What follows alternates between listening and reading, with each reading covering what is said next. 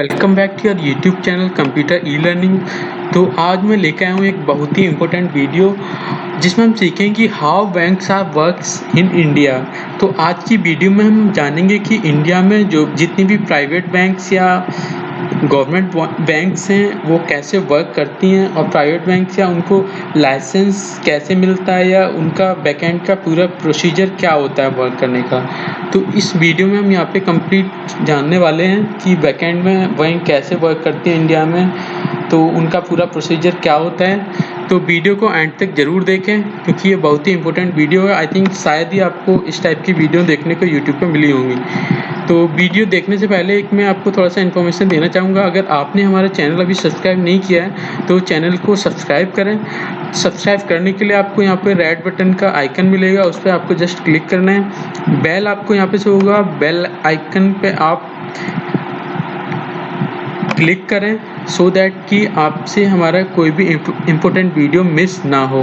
Okay friend, तो यहाँ पे ऑलरेडी कुछ वीडियो प्लेलिस्ट ऑलरेडी अवेलेबल हैं। तो बाकी आपको कुछ सीखना हो एडोब फोटोशॉप, एडवांस एक्सेल या बेसिक एक्सेल या कंप्यूटर ट्रिक्स, तो वो वीडियो ऑलरेडी यहाँ पे पड़ी हुई हैं, तो वो भी आप देख सकते हैं। तो चलिए चलते हैं हम अपनी वीडियो की तरफ, जो कि आज का बहुत ही इम्पोर्टेंट वीडियो है कि इंडिया में बैंक्स कैसे वर्क करती हैं। तो ये एक मैंने प्रेजेंटेशन यहाँ पे बनाया हुआ है, ये एक फिगर आई थिंक आपको शो हो रहा होगा।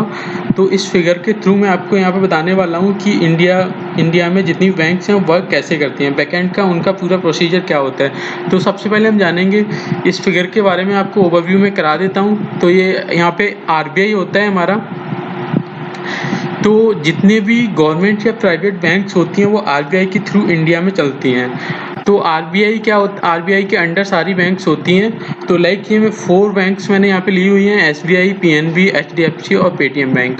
तो ये 4 बैंक्स हैं फॉर एग्जांपल के लिए मैंने ली हुई हैं। इंडिया में और भी काफ़ी बैंक्स हैं। तो इनका प्रोसीजर क्या है वर्क करने का, तो आरबीआई के अंडर इन सारी बैंक्स का, चारों बैंक्स का होता है एक पूल अकाउंट, जो आपको पूल अकाउंट यहाँ पे दिख रहा होगा। तो आरबीआई के पास इनका पूल अकाउंट होता है हर एक बैंक का। एसबीआई का पूल अकाउंट अलग होगा, पीएनबी का पूल अकाउंट अलग होगा, एचडीएफसी का पूल अकाउंट अलग होगा, पेटीएम पेमेंट्स बैंक का पूल अकाउंट अलग होगा।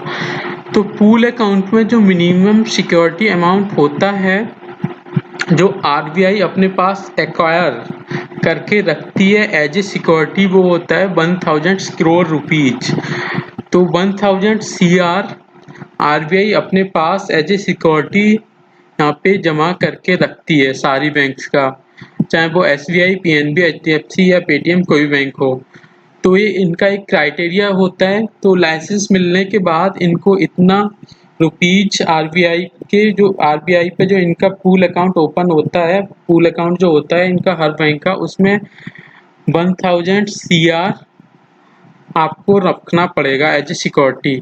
तो ये इनका प्रोसीजर होता है लाइसेंस मिलने के बाद। लाइसेंस मिलने के लिए कुछ आरबीआई की गाइडलाइंस होती हैं, लाइक कि उनका कुछ कस्टमर बेस होना चाहिए आपके पास, लाइक जितने भी करोड़ आपके कस्टमर डेटाबेस होगा, उसके बाद आरबीआई आपको कुछ गाइडलाइन देगी कि इतने टाइम तक आपको इतने कस्टमर हमें एक्वायर करके देने पड़ेंगे, इतना कस्टमर बेस होना चाहिए। और ये तो बहुत सारी गाइडलाइंस उनकी अलग होती हैं।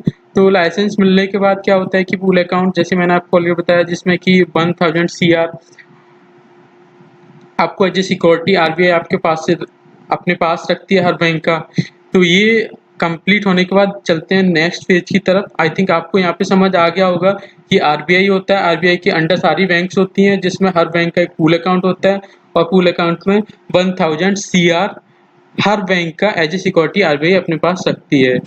ओके फ्रेंड, तो यहाँ पे एक दूसरा फिगर आपको शो हो रहा होगा, ये मैंने उसके बाद पूरा प्रोसेस क्या होता है, कस्टमर कैसे यहाँ पे यूज करते हैं अपना बैंक अकाउंट, तो आरबीआई का क्या प्रोसीजर होता है ट्रांजैक्शन का, कैसे एक दूसरे के अकाउंट में ट्रांसफ़र होते हैं, बैकएंड का क्या पूरा प्रोसीजर होता है, इस फिगर के थ्रू मैं आपको यहाँ पे अंडरस्टैंड कराने वाला हूँ।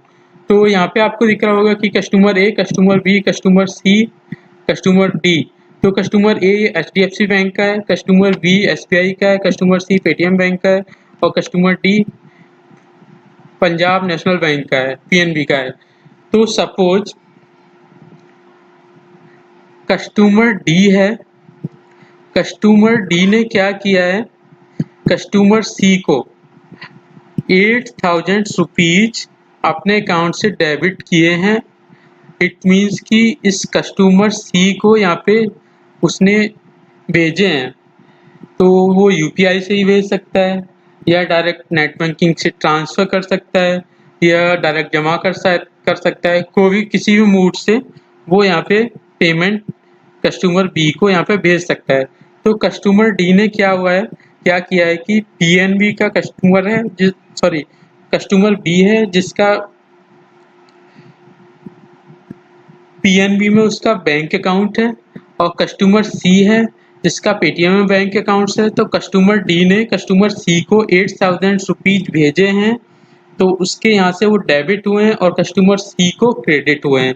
तो 8,000 रुपये यहाँ पे कस्टमर डी ने, जो Paytm payment bank Punjab national bank use करता है या उसने यूपीआई बना रखा हो, कैसे भी करके उसने कस्टमर सी को पेटीएम पेमेंट बैंक अकाउंट में अमाउंट भेजा है।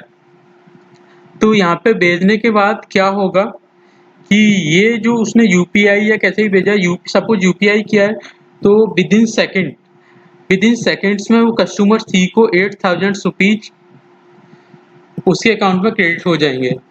तो ये जो अकाउंट में क्रेडिट हुए हैं पैसे, क्योंकि डायरेक्टली पीएनबी ने पेटीएम पेमेंट बैंक को डायरेक्ट उसमें अकाउंट तो ऐसा कुछ है नहीं तो डायरेक्टली उनको चला गया। तो इसमें क्या होता है कि इन दोनों के पूल अकाउंट्स यहाँ आरबीआई के पास होते हैं। तो यहाँ पे क्या होता है कि इन दोनों के पूल अकाउंट्स में से जो पीएनबी का जो पूल अकाउंट्स है वहाँ से कटा है 8,000 रुपये, और जो pool account Paytm payments bank का है उसके अकाउंट में से, अपने अकाउंट्स में से, पेटीएम पेमेंट बैंक का जो पूल अकाउंट था उसमें से इमीडिएट कस्टमर सी को 8,000 रुपीज क्रेडिट हो गए।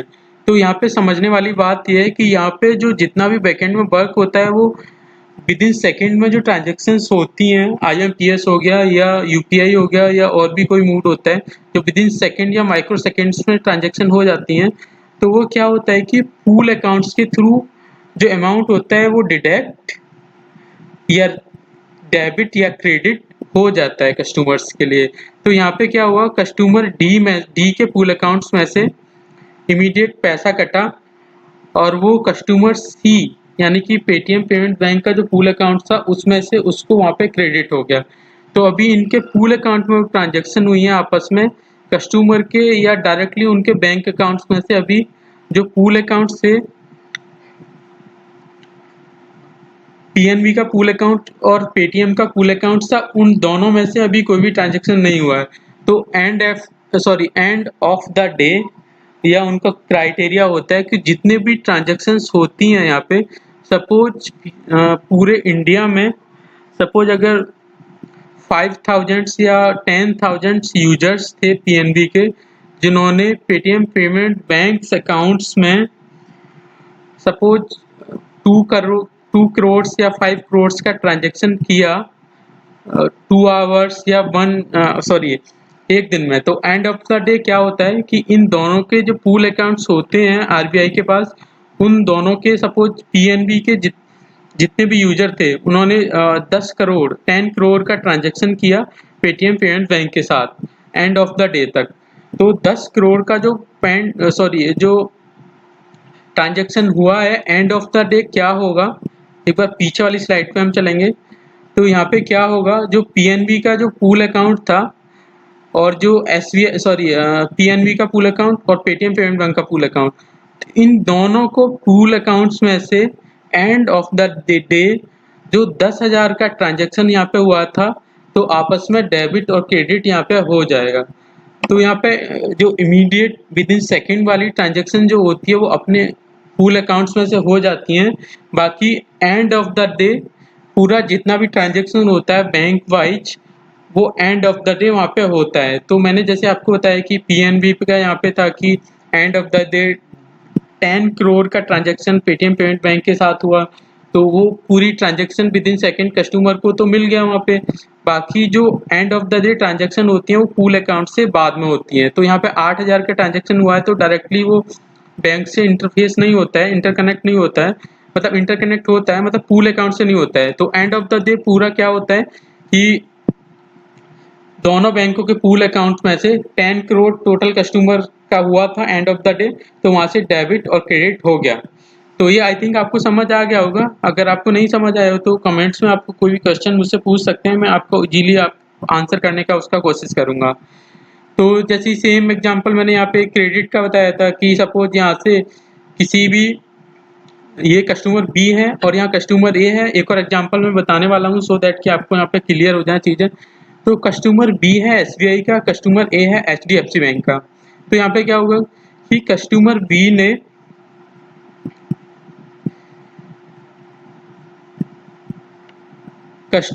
ने सेम थिंग्स है, कस्टमर बी ने रिसीव किया कस्टमर ए से। एचडीएफसी बैंक का कोई कस्टमर था, तो यहाँ पे कस्टमर बी ने यहाँ से एचडीएफसी बैंक से पैसे यहाँ पे रिसीव किए 5000। तो यहाँ पे 5000 रुपीज एसबीआई का जो कस्टमर बी है उसने यहाँ पे रिसीव किए, क्रेडिट हुए हैं तो कस्टमर ए से। तो यहाँ पे इसको यहाँ पे क्रेडिट हो चुका है इमीडिएट विद इन सेकेंड में, यहाँ पे क्रेडिट हो जाता है दोनों के अकाउंट से। यहाँ से कस्टमर ए के एचडीएफसी बैंक अकाउंट से, ये जो कस्टमर ए है इसके अकाउंट से यहाँ से निकलेगा पैसा और कस्टमर बी पे यहाँ पे क्रेडिट हो जाएगा। विद इन सेकेंड्स में ये ट्रांजेक्शन हो जाती है। बाकी बैकएंड में इनका क्या प्रोसीजर होता है ट्रांजेक्शन होने का। सपोज 50 या पूरे दिन में 1 लाख एसबीआई के कस्टमर हैं, एचडीएफसी के 1 लाख कस्टमरों ने एसबीआई में पैसा अपना ट्रांसफ़र किया, किसी ने 5000, किसी ने 10,000। तो मैं एग्जांपल के लिए यहाँ 5000 5000 मैंने यहाँ पे दिखाया हुआ है। तो 5000 रुपीज यहाँ पे कस्टमर बी को, जो एसबीआई का था, एचडीएफसी वाले कस्टमर ने कस्टमर बी को यहाँ पे ट्रांसफ़र किए, रिसीव किए कस्टमर बी ने। तो जितने भी 1 लाख अगर कस्टमर हैं तो सपोज 50 करोड़ का transaction end of the day हुआ एचडीएफसी और एसबीआई के बीच में। तो अभी यहाँ पे फ्रंट एंड में क्या हुआ कि कस्टमर को विद इन सेकेंड में डेबिट क्रेडिट का अमाउंट उनके अकाउंट में रिफ्लेक्ट हो चुका है, मिल चुका है। तो बैकएंड में जो end of the day procedure होता है, जैसे कि मैंने ऑलरेडी बताया, आरबीआई के पास जो पूल अकाउंट्स होते हैं, एंड ऑफ द डे क्या होगा कि कस्टमर ए जो एसबीआई का था, तो यहाँ पे बहुत सारे कस्टमर होंगे और एचडीएफसी का भी यहाँ पे बहुत सारे कस्टमर होंगे। तो सपोज मैंने अभी 1 लाख कस्टमर थे, तो 1 लाख कस्टमर ने 50 करोड़ का 50 करोड़ का ट्रांजैक्शन आपस में एक दूसरे के बैंक में हुआ है। सपोज यहाँ पे क्रेडिट हुआ है या क्रेडिट डेबिट जो भी कुछ हो सकता है। सपोज यहाँ पे 30,000 रुपये क्रेडिट हुए, sorry 30 crore end of the day receive किए एसबीआई ने एचडीएफसी के कस्टमर से, और 20 करोड़ रुपीज सॉरी यहाँ पे क्या हुआ, ये तो सिंगल कस्टमर था। तो एंड ऑफ द डे क्या होगा कि एसबीआई ने सपोज 30 करोड़ रुपीज यहाँ पे रिसीव किए हैं एसबीआई ने एचडीएफसी के बैंक यूजर्स से। और दूसरा क्या हुआ कि सपोज एसबीआई के यूजर्स ने एचडीएफसी ने 20 करोड़ रुपीज यहाँ पे क्रेडिट किए हैं, मतलब रिसीव किए हैं। तो 22 वर्षा हो सकता है डेबिट क्रेडिट आपस में, कि कुछ एसबीआई के यूजर्स थे, उन्होंने कुछ पैसा अपना यहाँ पे जमा किया एचडीएफसी में। तो मिक्स करके मैंने आपको बताया कि 20 crore rupees, sorry 30 crore SBI ने रिसीव किया है और 20 करोड़ एचडीएफसी में रिसीव किया है। तो पूल अकाउंट्स में से तो टोटल ट्रांजैक्शन जितनी भी हुई थी, तो उसमें से क्या होगा कि आपस में जितना भी पूल अकाउंट्स में जितना भी एसबीआई का एंड ऑफ द डे, जैसे कि 30,000 इन्होंने रिसीव किया और 20,000 इन्होंने रिसीव किया, 50,000 का इनका ट्रांजैक्शन हुआ था। तो 10,000 का जितना भी पूल अकाउंट्स में माइनस होगा दोनों में से, क्रेडिट माइनस करके, तो वो दूसरे वाले अकाउंट में एसबीआई को एचडीएफसी दे देगा। तो 50 करोड़ में से, या सपोज अगर मैं आपको बोलूँ कि यहाँ पे 50 करोड़ रिसीव किया है ओनली एचडीएफसी ने, कोई भी एसबीआई से रिसीव नहीं किया है, तो end of the day pool accounts में से 50 करोड़ एचडीएफसी के पूल अकाउंट्स में से 50 करोड़ एसबीआई के पूल अकाउंट में आरबीआई क्रेडिट कर देगा। तो यहाँ पे बैकएंड में जो पूरा प्रोसीजर होता है, तो वो मैंने आपको यहाँ पे समझाया कि कैसे वर्क करता है। तो पूल अकाउंट का यहाँ पे वर्क होता है, और जो कस्टमर को जो पैसा मिल जाता है वो इमीडिएट विद इन सेकेंड में मिल जाता है। और बैकएंड में जो प्रोसीजर होता है वो मैंने यहाँ पे आपको समझाया। आई थिंक वीडियो से आपको काफ़ी नॉलेज मिला होगा। तो वीडियो आपको पसंद आया तो प्लीज़ इस वीडियो को ज़्यादा से ज़्यादा शेयर करें।